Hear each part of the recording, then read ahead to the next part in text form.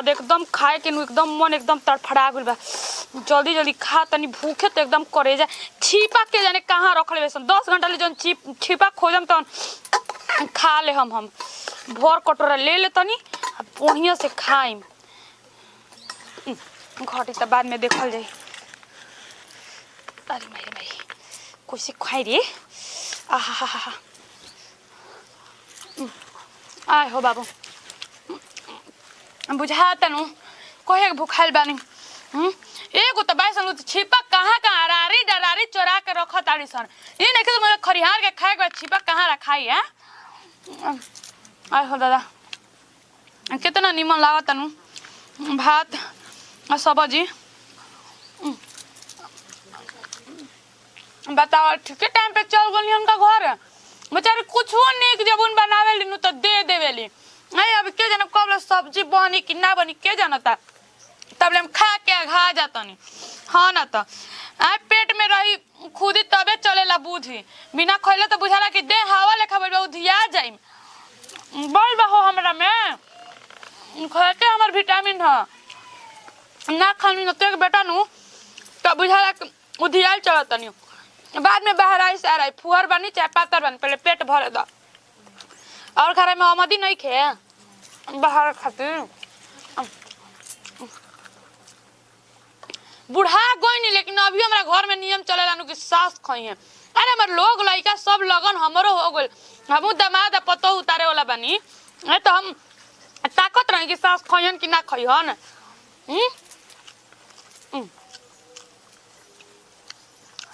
आई हो दादा पनिया लेके बैठबे ना कनी या सब का करी खा कनी टको चाहे कुछ होगा। अजी दीदी कनी एथे बन गइल बटे। आई हो रामा ई कौन रहा तो सिखले बनी जीरो रखे कुछ कह देले पर बुरा लागेला।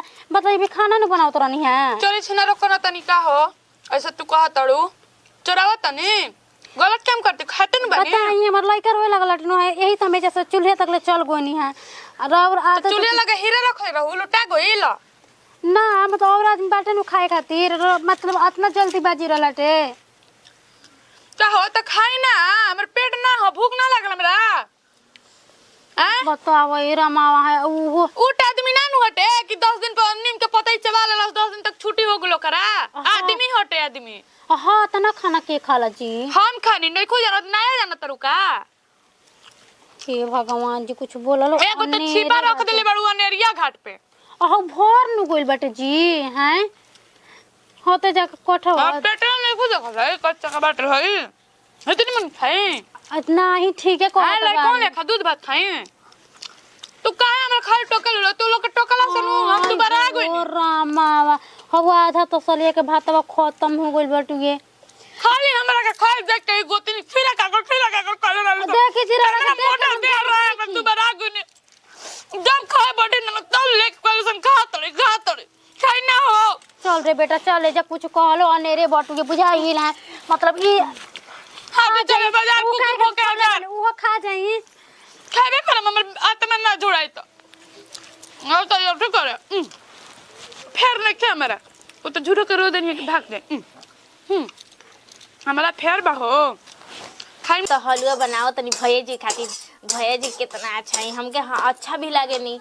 आ एगो हमार मर्द बाड़न कैसन मर्द हमार बाड़न भैया जी बताई दो। भैया जी के साथ हमार शादी भइल रही तो कितना हमरा के मन तीन जन तीन जैसे वो अपन मेहरारू के जाने नी वही तरह हमरो के मन तीन जन तीन। भैया जी बहुत अच्छा है बहुत दिल के अच्छा है तनी अच्छो लागे नी। एगो हमार मर्द बाड़न किस्मते बुझाता के फूट गइल बाटे। कोनो चीज हमार ना बात माने लन ना कुछ करेलन आ दिन भर खाली मारे के फेर में रहेलन। देखी तो हलवा हो गइल बा एकरा में तनी और घी डाल देम। घी डाल के एकरा के बना दे तनी। घी खत्म हो गइल बा का रे लागत तो चूहनिया में घी रख देल बानी का कहाँ घी रख देल बानी हम लेके आओ तनी।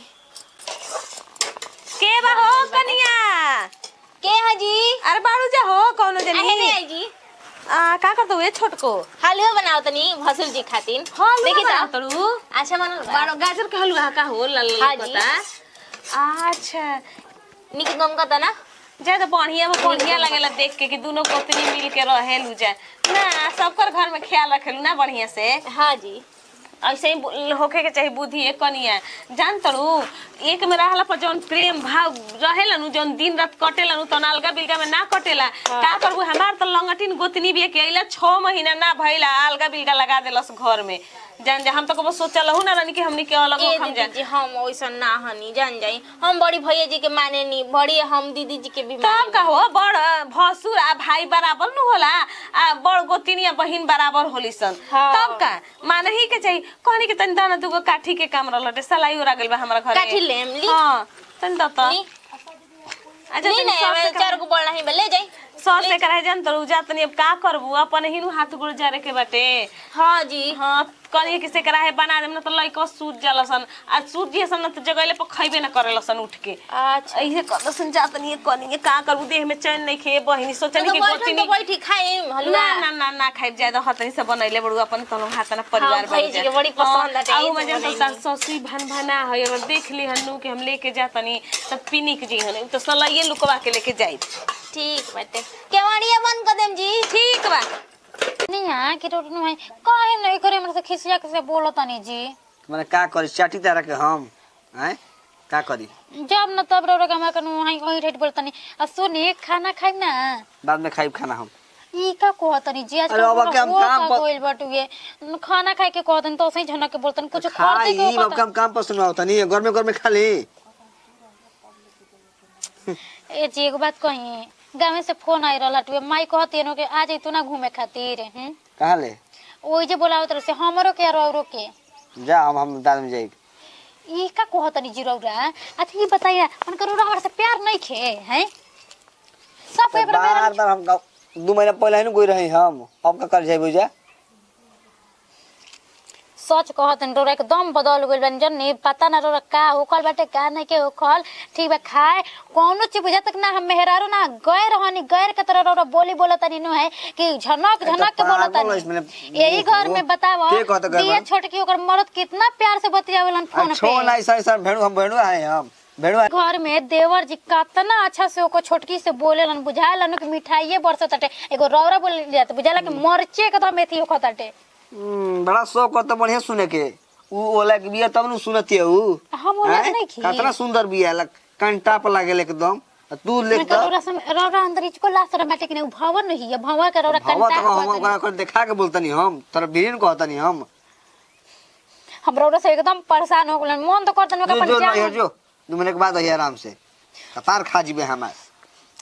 हमरा अब बर्दाश्त नहीं के ठीक बा नु भगवान किस्मत फूटा रहे नु करौरा से हमार बियाह शादी हो गई।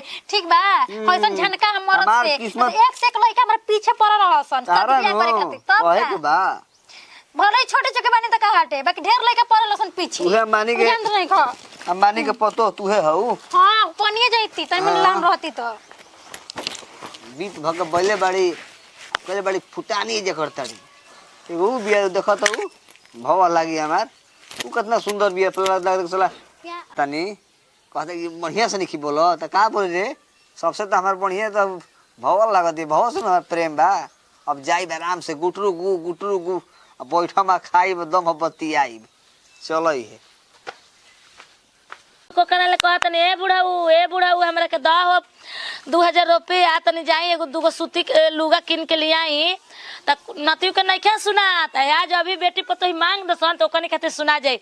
हाय पतोहिन के छोड़न छाड़न पेना तनी कुल देही में गड़ता हातना गर्मी में बर्दाश्त होता हमरा है। सुनी हम जा तनी अपना नई घर ठीक बने वैसे बेजा रही त ना केकरा फर्क पड़ेला। ई का कहत हो काहे ऐठत हो का हो गई काहे उठा तनी का है हमर किस्मते न फुटा रहे के जैसन घर में शादी बियाह हो गइल हमार। घरवा में खराबी बा कौन सी खराबी बा आय बिल्डिंगवा ने कैसे जगह जमीन बा न तो होई नु कहियो बिल्डिंग। शादी से पहले रोरा बहुते बोलत रही हमर बेटा नु हाथना बढ़िया हटुए हमर बेटा बहुते प्यार करे बहुते मानी जानी है। हमका पता हमरा का पता रहे कि 4 दिन के चांदनी रहम ओकरा बाद तो भुला के रहियन। बताई खाना खा लीजिए हम ना खाई भाई, नहा लीजिए हम ना नहाई भाई। मतलब कोनो चीज बोलो तो नहीं नो तो बुझा था कि झनक के बोलो तो जैसे दुश्मन हनी अरे ओकरा बात के ना लिहनी उ तनी मुनी असही खिसियाला बोलेला फिर मान जाई ई नहीं के ओकरा अंदर कल छपट नहीं के कने हुए जनल उ त हमरो के बोलेला त का दिन भर खाई खाई कइले बड़े रे हम भुलात आज बियाह शादी हो तब ना हम छोड़ले बनी ना त हम ही न कुल करत रही धरत रही के करत धरत रहे बात कही मम्मी जी हम कार और से अपना दिल के बात बताई है वो तना हमारे से नफरत करत नहीं वो तना नफरत करत नहीं बुझाता है कि कब हम कुछ उनकर रहबे ना कोई रही त ई बतिया सोच काहे नफरत करत ओकर के मनबू जनबू समय से खियाइबू पियाइबू तू कुछ खिसियाई क्यों मरद अपना मेहरारू के अगर मेहरारू कुल काम बिना मरद के कहले करे लागसन त क्यों मरद खिसियाई हो क्यों ना खिसियाई कुछ गलती तू हो कइले तबे हमर लइका खिसियाला देखिए समझ गेलू नहीं कोई बताई उनका खाना पानी उनका पसंद के मैं कौन की रहता के बना देता नहीं और तो मतलब छोटा किए जाता खाना तना बनावती है तो कह के बनवा देता नहीं कि तार भैया के न है होय पसंद है बना दिया एक कौन नहीं है बना देती है तब वो में से झनकिए के बोलता वन है जाए द त देखो कुल मरद के तनी काम हो खिसियाए के खिसिया तो कोनो बात नहीं खे मान जाई ठीक न हम ओकरा के समझा दे सुनी ना तो चले घर खाना खा ली ठीक बनो भगवान अब खाना हम ना खाइबो हमर मन गुण हुक देले हमरा पेट दुखात हुए तनी मुनी चल घर में जा तनी सुतम न त तनी तेल लेके करुआ हां आ तनी पेटवा सुहुरा दे गैस निहन बना देले जान जाए तो रोरू तो बानी लो है कि बुढ़ापा में हेन ने होने जात रहने अरे काल ओकरा घरवा गोइनी नो सी चर्चा में तनी खिरिया दे देली सन खा लेनी आ फिर आइनी तो अपने नु मौगी ओगी बना देता जा खियावत जा मौगा मौगी चल रो के तेल लगा देता नहीं जी कहां बानी वहां कहनी कि अंगन में हमारे अरे बोलिया बोले लुए गोरिया जैसे ये क्या है मिठाई लेके अलवनी रहा ये हमरा काला जामुन नहीं है ये हमार जामुन है खा खा खा खा खा खा हाँ अब कहले है सब मार दब कहले मारो मारो मारो मारो पक अबे वो खा ले अब ना खा खा खा खा ना खा धर खा ना खा सुनो हमरा के भैया मत कह भैया जी मत कह एक बात समझ जा दीदी जी रहने तुम ना दीदी जी के मार होने गोली रे दीदी जी का कौन है गोली रवा हमारा के कितना माने नहीं पागल हो कहत रे कि बड़ा बड़ा लाट घाट चलता चली ना हमरा डर नहीं है हां हमारे से बियाह भरे तो ठीक रहे दीदी जी से अरे बियाह क्या ना कहां से कुराछन आ गए हमारे जिंदगी में ब्याहते नहीं खे और कितना हमरा से प्यार करे नहीं अभी कहाँ प्यार अभी तो प्यार अभी चालू ही नहीं के भइल आइरा और दिहले सड़िया पहनले बानी तब न होई झाका झुमर में नथिया तुरला झाका झुमर में बाली और रहेला वही फेरा में तू तो घरे मेरा काटा लेते आई अरे रख दे ई भवा लगिनु रे कहता नहीं मोटी लागला के ई भसनु रे आ कपाल में लुगा खिला के मुंह में मिठाई खातड़े रे ई है हमरा के लिए के देनी मम्मी जी हम ना कुछ कोई नहीं कि काहे ई बदलल जाता काहे बदलल जाता ये करबे घर में अरे भाई भतार में के ते कुल करबे भसु संगे रिश्ता में के कोनो पता तोरा आई मम्मी जी भैया जी हम कहीं ना कैसे कहत नहीं रहुआ हम कोरा में हम रसगुल्ला खा तड़ू भैया जी कह तड़ू लंगिया सुत जो भैया जी के तब कहे तो भैया जी हनी हम बॉबी कहने लगे बॉबी कहने हम बॉबी बॉबी जी बॉबी कह बॉबी अरे भाई अरे कहता बाबी जी धक के हुना से बस ठीक हो खाए में मारो तो बस ठीक हो जाएगा मन कर देनु देख ली मम्मी जी हम कहत रहनी हम करबे है खराब बिया कर पिलवा पड़ल बा के कहता खराब बिया तो का है कर पे गोरल है कहां को तो बैठल रही तो सुन जा रुक तोरा भतार भी अभी फोन करतनी रुक ए भाई फोन कह के ना कहत नहीं फिर से बात कर रुक अभी कोई के तोरा हम बताओ ए भाई छोड़ भाई को पड़ता नहीं भाई ए भाई पानी तबे तारा लिखल बा कपड़ा पे ओइसन बानी मम्मी जी तहे का करत रहा लुकावन जी हम सुंदर नहीं खी बताई ना रसगुल्ला और चुप रहो अपना गलती होई कहां रोज की चैन कोले रहने जी का हो गइल खीर पूरी बनाओ लोग छुआइल बनी हम के करल है फेन उसा बनाओ लोग भवा में सब आती हमरे मरद के रखले रहल दिया चुप रहा तू सब काहे चुप रही जी हमारे ने घर उजड़े था हम चुप लगाई कुछ ना होने चला चला का करे के पड़ला चला तू होने ता चला देख इज्जत तोरे हाथ में गोड़ पड़ता नहीं तो मिठाई बड़ा बढ़िया बा जाय देना जाय देना होत रहेला नतियो तारा के नु कहीं नु कि काहे मटी लगना के नु ऐसे हमरा जरे करत झनक के बोलतन तो के तलाक दे बुझाइल ऐसे ना छोड़म सीधे जेल में बनावाइम कि ना भावा साथे प्यार कर खीर पूरी बना दी है बाटे ना नु देखी सन दादा ना तो चारों टाइम छपले रहत बाड़ी सन एक कनिया त एगो तीन बुझात नु एक ने के घरे आ गेल में त एक कनिए के नु हो गेल बनी अब हैं 2 दिन शादी कइले ना भइल सब जानी बुझाता कि हमरा ऊपर न है ना तो छोटे छोटे लड़का के विदा कर देता ईसन।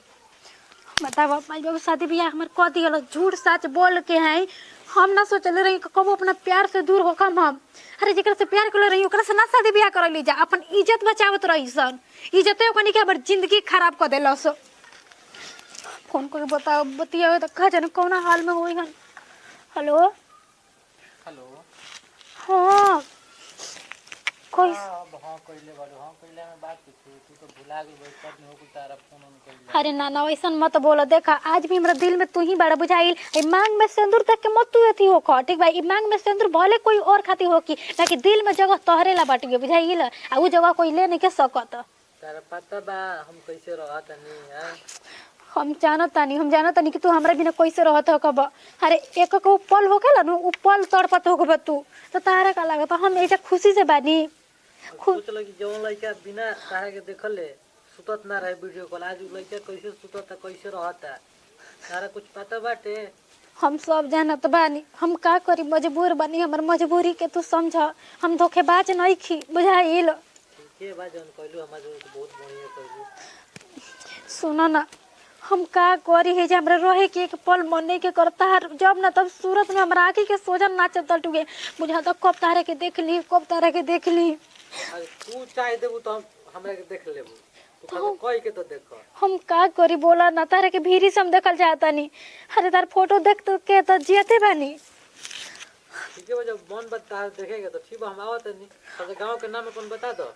अरे गांव में बाड़ू तू आ जीबो एकदम आज तारा के तू ये लोग घर के लोग पूछियन जा कि हम तो हम का बताई बताओ ना तनी। अरे तारा पते ना चली कि हम केवन हनी आ के हनी तू चिन्हे खातिर कुछ क्षण खातिर तू सोच ले कि तू उहे हरन। सच जैसन बात बाटे। हां तो ठीक बाटे तो के हमर प्यार के कसम बाटे तू आजे के आज आओ ठीक बा। ठीक बा हां हमर ससुरा जान तब ठीक बा रखत नहीं। ठीक बाटे जल्दी आओ। बताओ अभी खानी तनी हमारे जान में जान आइल। अरे प्यार में अंतर न होखेला एगो मजबूरी के शादी नु शादी ना कहाला। प्यार कितना उनका से करीला जाए दादा बस उनका के देख ले हम नु जौन कहियन तवने करम। आज भी बोले कोई और के होखल बन त का हटुए लेकिन दिल में तो उहे न बड़न उ जौन कहियन तवने होखी। चल के देखा तो का करते इसन त कोने के सके होई दादा। अट्टी कुलिया नथिया हो पायल हो ले लो।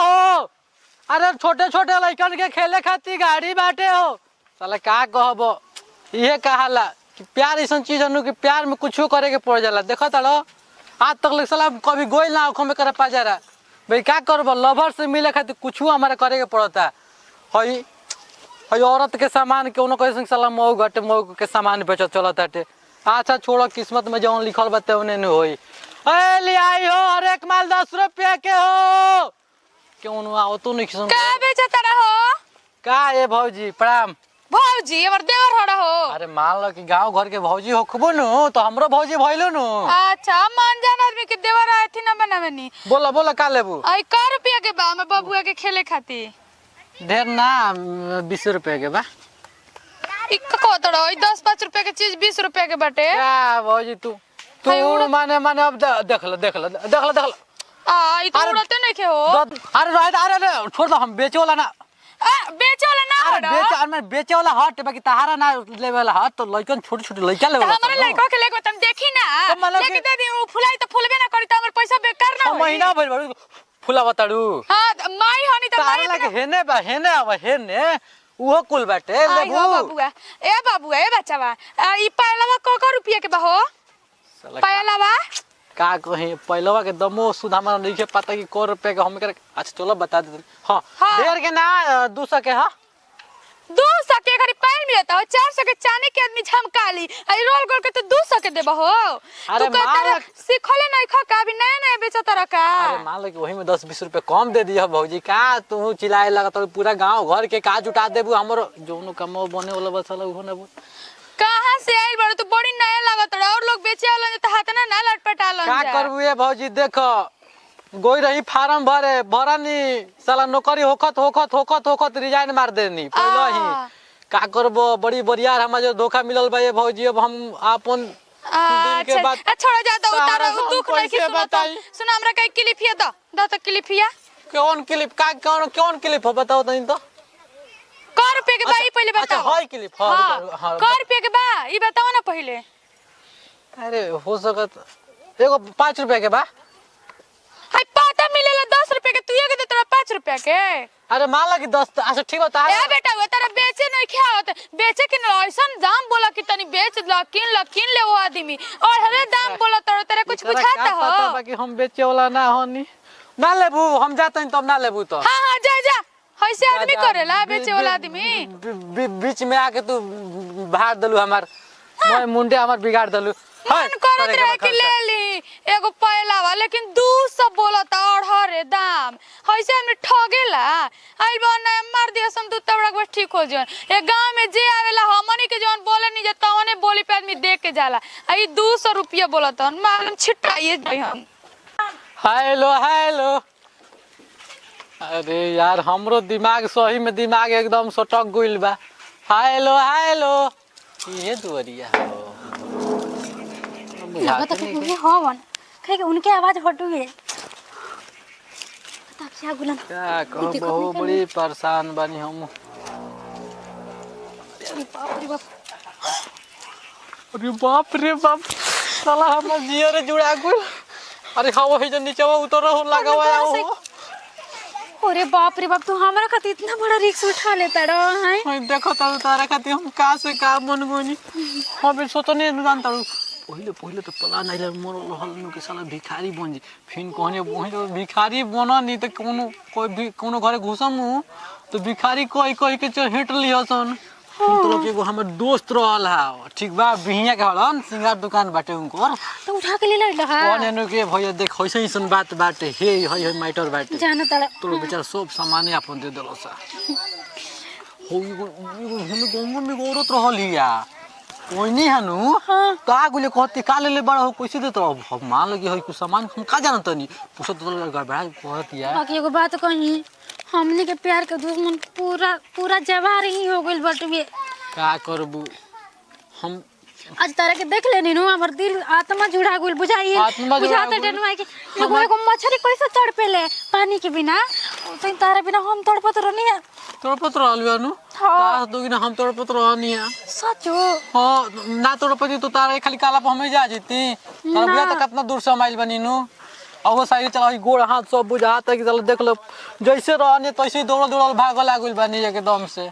सुना ने एक बात कही दूगो बोला ना हमरा के भगा ले चलाई जैसे हम ना रह में जा का करू बाबू का हट बोला बोली बोला किस कलर के पहनी हो का मैंने चूड़ी लिए बनी नथी या लिपस्टिक किस कलर का लगाई लिपस्टिक देखो ना लील पर हमरा खातिर देख लो का चीज बाटे सब कुछ ले सका तू सब अपने बाटे माने आज सुनो ना पूरा ही हमरा के दे दो ना। अरे पूरा ही का ले जा ना तुमसे प्यार करेलो ना बहुत ज्यादा प्यार करी ना ता मन अरे ई होई कौन बड़ा हमरा से बड़ चीज होइए बाटे पूरा तोहरे खातिर न बाटे हम रहम ती सब पूरा सम ले लो ना लेबू ना हम ना ले अरे आ तू क्या हो रे आ भैया आई रहने बेचे खातिर हो उ लेवे खातिर कइले रहले कबे ले तो सोने कि कुछ सामान बेचे हाथ में हाथ डाल के बेचे जला। अरे हाथ में हाथ ना डाले रहने मान लो कि सामान बाटे तो खोल के दिखा सकत नहीं नु का मर दे तो और लोग कैसन कैसन गांव में आदमी भेटा जेत रहन रुक बताओ तनी चलो हो तब बुझाइयो करे हाथ काने बैस रे अरे काने घर में घुसिया लुका गुल है ना ते का करती सो जा ए जी रो गलत सोचे तनी ऐसन कोनो बात नहीं गलत सोच तनी गलत हाथ में हाथ दे डाल के ई करती है हां का हो गरे काहे मारता रे हम कुछ ना कोई नहीं देखी नहीं है का को तनी अच्छा बिना कुछ कइले के मारे ला हां बेचे वाला आई रहे फेरी वाला ओकरा सही से हाथ में हाथ डाल के मिला के अरे माई का करता रे कौन नटंगी चलता तोर हमर बेटा पसंद नहीं खे मम्मी ऐसन कोनो बात नहीं के रो सब का को बात नहीं तो हाथ में हाथ का मिला होत रे हां शर्म नहीं खे जब हमर बेटा पसंद नहीं खे तो कोई दे तो हम ना रहम यार भतर के बोलाओ तो खेलकड़ो यार भतर रहे तहार मम्मी देखी ऐसन कोनो बात नहीं के कोनो बात नहीं मार दिमाग उसमें जी कोनो बात नहीं के अरे ये कर नहर के यार हो खी बोलैलु है देखिए उल्टा सीधा नैहर के यार भतार जब ऐसा नहीं कुल बात तो लेके नैहर ले भाग रे तू हर गोरे हे जाज भी इज्जत तू तारे खातिर हमार हां खला कड़ा हमर इज्जत तू तारे बानी जी का हो ना गड़ासी का झगड़ा भइल बा जी का भइल बा का झगड़ा आजकल के बेटे पतन के कहे के बउए हां केउ न ले 7 घंटा लगे भतार 2 महीना बाहर चल जेस त कनी के का करसन मम्मी जी देखी रो हम कोई ऐसा कुछ नहीं की कोइले का देखिए हमरा त ना घुसे के चाहे घर द्वार में लेकिन अब बोलत हैं देखा कने तारा ले केउ बात हम ना छुपाइने लेकिन केहू कहिया जान अच्छा ये बताओ बेचे किने वाला आवत हसन त का कने बतियाए के जरूरत बा का जाए के सास अच्छाई त बिया मरद अच्छाई त बताई का बेचे अरे हौसे अंदर टिकुलिया ना बेचे आवेला सन